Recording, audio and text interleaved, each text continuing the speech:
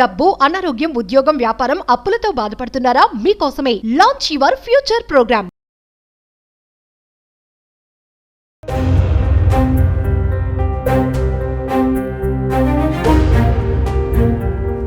అందరికీ నమస్కారం. నేను Swaroopa Putlapalli. Welcome to Suman TV.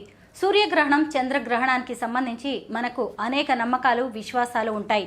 ప్రస్తుతం నాతో పాటు ఉన్నారు ప్రముఖ పంచాంగకర్త బ్రహ్మశ్రీ చిలకమర్తి ప్రభాకర శర్మ గారు. ఆయనతో మాట్లాడి ఈ ఏడాది ఎలాంటి గ్రహణాలు రాబోతున్నాయో తెలుసుకుందాం. నమస్తే అండి. నమస్కారం అమ్మా. గ్రహణాల గురించి మీరు అద్భుతంగా చెబుతూ ఉంటారు. ఈ ఏడాది సూర్యగ్రహణం కానీ చంద్రగ్రహణం, ఈ రెండిట్లో ఏది ఎప్పుడు రాబోతోంది? ఈ సంవత్సరం మనకి 7 సెప్టెంబర్ 2025 చిలకమర్తి పంచాంగరీత్యా దృక్ సిద్ధాంత పంచాంగణితం ఆధారంగా ఆ రోజు ఆదివారం రాత్రి సమయంలో రాహుగ్రస్త చంద్రగ్రహణం ఏర్పడింది. ఈ చంద్రగ్రహణం భారతదేశంలో ఆసియా ఖండంలో ఏర్పడుతుంది. అందులో ఇది రాహుగ్రస్త చంద్రగ్రహణం శతభిష నక్షత్రంలో మనకి పితృపక్షాలు ప్రారంభమయ్యేదానికి ముందు, అంటే పౌర్ణమి రోజు మనకి ఆ సమయానికి ఈ యొక్క గ్రహణం ఏర్పడడం విశేషం. అయితే ఇది కుంభరాశిలో ఏర్పడడం చేత కుంభరాశి వారు, సింహరాశి వారు కాస్త జాగ్రత్తగా ఉండాలి. కొంత వారికి చెడు ఫలితాలు మాత్రం స్పష్టంగా కనపడుతున్నాయి. ఇది రాహుగ్రస్త చంద్రగ్రహణం. ఇది రాత్రి సమయంలో 9:30 ప్రాంతానికి ప్రారంభమై తెల్లవారుజామున 3:30 మధ్య ప్రాంతంలో ఉంది.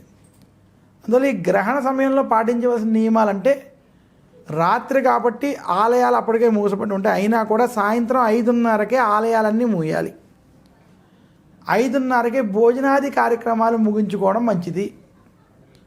తర్వాత గ్రహణం జరిగేటప్పుడు, రాత్రి గ్రహణం వల్ల గ్రహణ సమయంలో నిద్రపోకూడదు. గ్రహణ సమయం ధ్యానానికి, జపాలకి చాలా అద్భుతమైన అవకాశం. అలాగే గ్రహణ సమయాల్లో ఏవైతే రాశులకు కొంచెం ఇబ్బందిగా ఉన్నాయో వారు గ్రహశాంతులు వంటివి చేసుకోవాలి. సూర్యగ్రహణం అయితే బంగారం దానం చేసుకోవడం, రాగి దానం చేసుకోవడం, చంద్రగ్రహణం అయితే వెండి దానం చేసుకోవడం వంటివి చేసుకోమని శాస్త్రాలు తెలియజేసాయి. అలాగే గ్రహణ సమయంలో గ్రహణానికి పూర్వం పట్టు స్నానం, అంటే గ్రహణానికి ముందు పట్టు స్నానం, గ్రహణం అయిన తర్వాత విడుపు స్నానం కూడా మనం ఆచరించాలి. అసలు మనం స్వచ్ఛ భారత్ అని ఈరోజు మాట్లాడుకుంటున్నాం, కానీ ఎత్ర స్వచ్ఛ తత్ర లక్ష్మి అని మన పూర్వీకులు చెప్పారు. గ్రహణానికి ముందు స్నానం చేసి, గ్రహణం అయిన తర్వాత స్నానం చేసి, గ్రహణం అయిన తర్వాత ఇళ్ళంతా శుభ్రంగా ఉంచుకోవడం, దేవాలయాలు శుభ్రపరచుకోవడం, ఇది మన యొక్క సనాతన ధర్మంలో స్వచ్ఛతకి ఇచ్చినటువంటి ప్రాధాన్యత. అలాగే ఇంటిలో అయినా పాతగా ఉండినటువంటి ఆహారం వంటివి ఏమైనా ఉంటే గ్రహణ అయిన తర్వాత అవన్నీ కూడా తీసేసి అటువంటివి వాడకుండా ఉండడం చేత ఆరోగ్యం బాగుంటుంది, అనారోగ్యం రాదనేది కూడా పెద్దలు చెప్పినటువంటి సిద్ధాంతం. ఆహార పదార్థాల మీద గరికపోచలు లాంటివి వేస్తూ ఉంటారు కదా, వాటి వల్ల ఉపయోగం ఏంటి? ఆహార పదార్థాల మీద మనం వేసేటువంటి వాటిని దర్భలు అంటాం. ఆ దర్భల్ని ఎందుకు ఉంచుతారు అంటే, దర్భ అనేటువంటిది మనకి స్వచ్ఛతకి, దర్భ అనేటువంటిది దర్భ గనక తగిలినట్టయితే, ఎందుకంటే పాల సముద్రాన్ని చిలికి అమృతాన్ని తెచ్చినప్పుడు ఆ అమృతాన్ని పంచేటప్పుడు కొన్ని చినుకులు కొన్ని ప్రాంతాల్లో పడ్డాయని, అలా పడినటువంటి ప్రాంతాల్లో కుంభమేళా వంటివి జరుగుతాయని, ఆ అమృతం ఏదైతే ఉన్నదో అది దర్భల మీద పెట్టడం, గడ్డి మీద పెట్టడం, అది ఏదైతే ఆ అమృతం దర్భ మీద పడిందని కూడా మన పెద్దలు తెలియజేశారు. ఈ పురాణ కథ ఆధారంగా దర్భకి అంతటి విశిష్టత ఉన్నది. అటువంటి దర్భను ఉంచడం చేత ఆ ఆహారము పాడవదని మన యొక్క పెద్దలు నిర్ణయించినటువంటి విధానం. అది దానికి శుభ్రత ఏర్పడుతుందని చెప్పడం, అందువల్ల దర్భల్ని అలా ఉపయోగిస్తారు. గురువుగారు, గ్రహణం అనగానే గర్భిణుల ప్రస్తావన ఖచ్చితంగా వస్తుంది. ఏ ఇంట్లోనైనా గర్భిణులు ఉన్నారు అంటే గ్రహణం సమయంలో అనేక జాగ్రత్తలు తీసుకుంటారు. ఈ చంద్రగ్రహణం జరిగేటువంటి సమయంలో ఇది రాహుగ్రస్త చంద్రగ్రహణం కాబట్టి రాహు ప్రభావం అధికంగా ఉంటుంది. కాబట్టి గర్భిణీ స్త్రీలు ఉంటారో వారి గ్రహణాన్ని చూడకుండా ఉండడం మంచిది.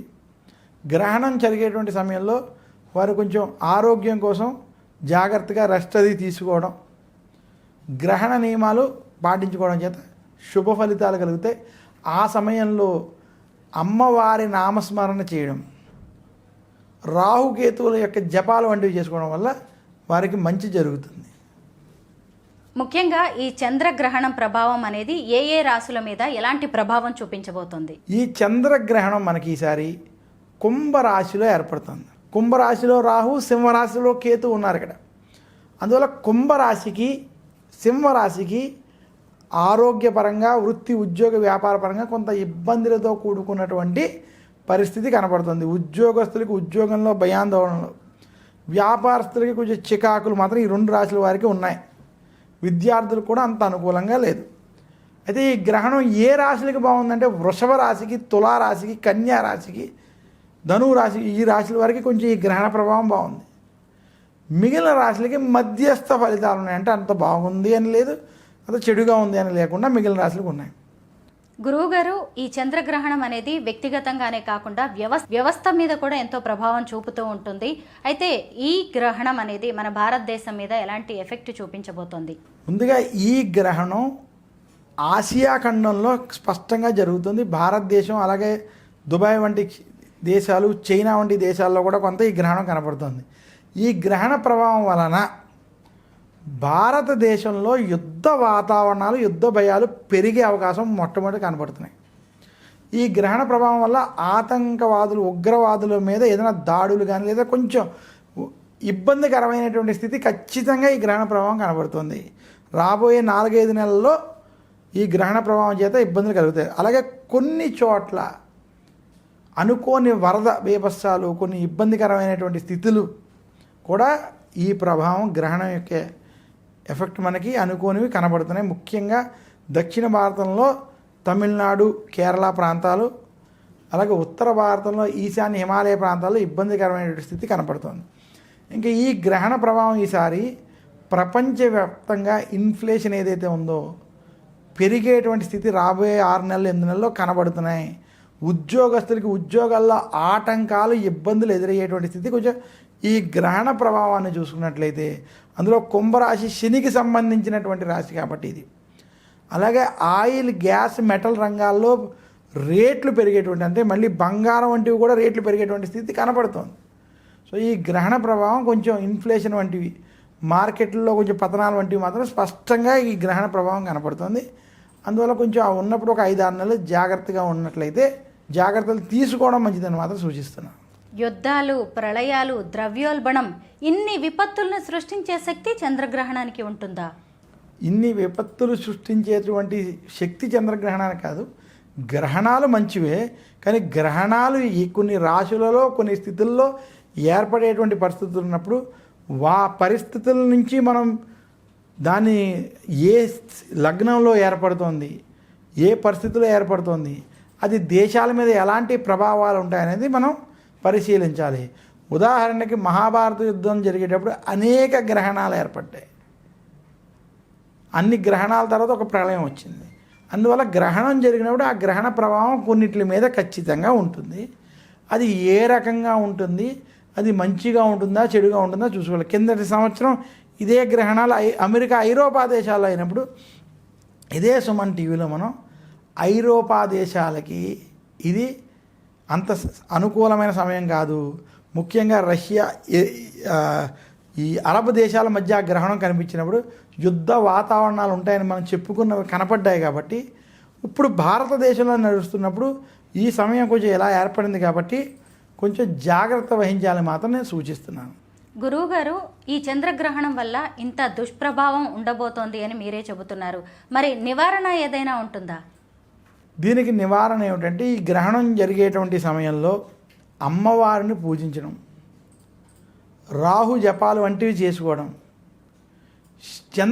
చంద్రగ్రహణం అవడం చేత శివారాధన వంటివి చేయడం చేత కొంత ఆ రాశులకి ఎవరికైతే దోషాలు ఉన్నాయో అవి దోష నివృత్తి జరుగుతాయి.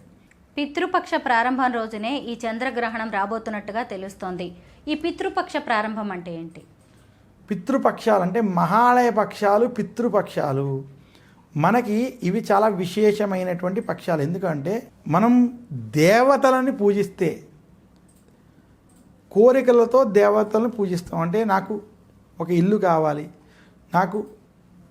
నేను చేసేటువంటి వృత్తి ఉద్యోగ వ్యాపారాలు బాగుండాలి, నాకు సంతానం కావాలి, వివాహం అవ్వాలి, నా కుటుంబం బాగుండాలి, నా దేశం బాగుండాలి, ప్రజలు బాగుండాలి, ఇలా కొన్ని ధర్మబద్ధమైనటువంటి కోరికలతో పూజలు చేస్తాం భగవంతుని కోసం. ఆ చేసేటువంటి పూజలకు ఒక ఫలితం వస్తే పితృదేవతలకి చేసేటువంటి పిండ ప్రదానాలు, శ్రాద్ధ కర్మలు, తర్పణాలకి దానికంటే రెట్టింపు పుణ్య ఫలితం లభిస్తుందని మన శాస్త్రాలు తెలియజేసేవి. ప్రతి అమావాస్యకి గతించినటువంటి పితృదేవతలు అంటే తల్లి, తండ్రి, ఇంట్లో ఎవరైనా చనిపోయినటువంటి వారు ఉంటే వారికి తర్పణాలు వదలాలి. నేటి ఆధునిక సమాజంలో అలా ఎవరూ చేయలేనటువంటి పక్షంలో సంవత్సరంలో ఒక్కసారి వచ్చేటువంటి మహాలయ పక్షాలు, పితృపక్షాల్లో మహాలయ అమావాస్య వంటి రోజుల్లో ఆ తర్పణాలు వంటి విడిచిపెట్టినట్లయితే ఆ సంవత్సరం మొత్తం వదిలినటువంటి ఫలితం వచ్చి ఆ పితృదేవతలు శాంతిస్తారు. పితృశ్రాపాలు, పితృదోషాలు ఉండవని, దానివల్ల జీవితంలో కష్టాలు ఉండవు, సుఖ సంతోషాలు ఉంటాయని. చాలామంది నేను రోజు పూజ చేస్తున్నాను అయినా కూడా నాకు ఏదో ఒక సమస్యలు ఉన్నాయంటే పితృదోషాలు ఉన్నాయేమో, మనమైనా వారికి కార్యాలు సరిగ్గా చేయలేదేమో చూసుకోవాలి.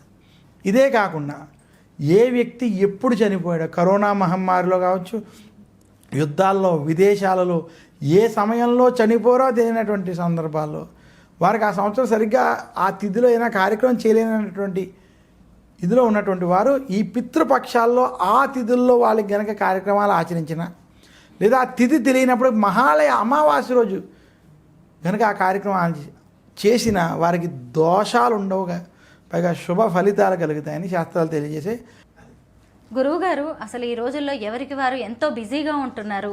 ఈ చంద్రగ్రహణాల గురించి ఆలోచించే తీరిక కూడా లేదు. అలాంటప్పుడు ఈ నివారణ మార్గాలను అనుసరిస్తారా?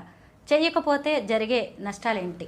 జరిగే నష్టాలు ఇవన్నీ మనం మాట్లాడద్దు, భయపడేటువంటి స్థితి కాదు. కానీ ఇవి ఆచరించుకుంటే మంచి జరుగుతాయని మాత్రం మనం చెబుదాం. అలా మంచి జరిగితే వారికి మంచి జరగడం వల్ల వారికి మనకి మంచి అని కోరుకుంటూ, వారికి కనుక ఇలాంటి ఇబ్బందులు ఎదురైతే ఇవి చేసుకోని మాత్రం మనం సూచిద్దాం. అంతే. Thank you so much Sharma గారు. చంద్రగ్రహణం గురించి అనేక గొప్ప విషయాలను వివరించారు. నమస్కారం.